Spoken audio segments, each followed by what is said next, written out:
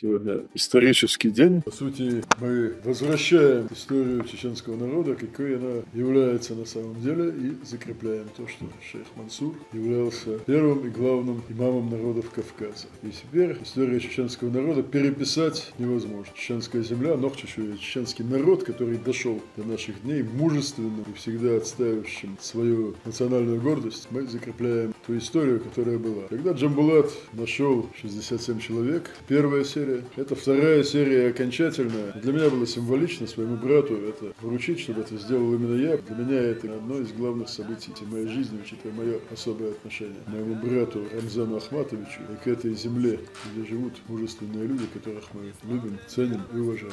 Аллаху Акбар, Ахмад Сила. В этом письме доводится информация от Умахана Великого, его еще называют и храбрым, и бешеным, который, согласно Википедии, контролировал Тушетию, брал дань с Ираклия II, с Ахалцихского паши, с Шикинского, Бакинского, Ширванского, в общем, со всех он брал дань. И в Википедии, дабы рассорить наши народы, народы Кавказа, некоторые недобросовестные, как сказал Леонид Эдуардович, люди даже написали, что якобы он брал дань с некоторых чеченских обществ. Это письмо доказывает, что никакой дани он никогда в жизни никто не брал с чеченского народа. В этом письме конкретно Умахан обращается к шейху Мансуру по его титулу «Имамуна, ты наш имам, мы твои подчиненные». И дальше у них идет, значит, согласование о дальнейшем ведении боевых действий в отношении России. Он говорит ему, что достаточно земель других, если бы мы, допустим, там где-то в Грузии или туда, куда-нибудь вглубь Южного Кавказа пошли бы, а с Россией, как бы, пока у нас сил нету воевать, Богош,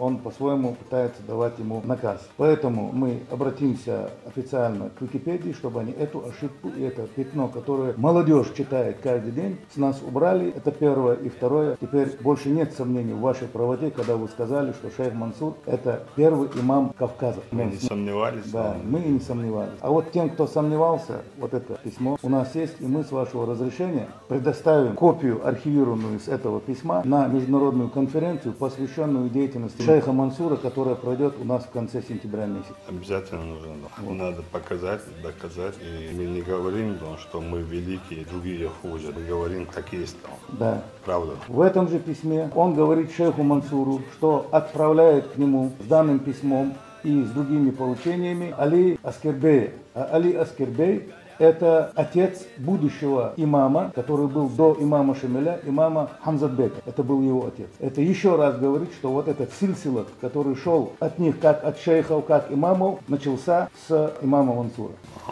И это письмо еще раз подтверждает братство и дружбу между народами Кавказа, которую оно только укрепляет. Аллаху Акбар. Аллаху Акбар. Историческая справедливость.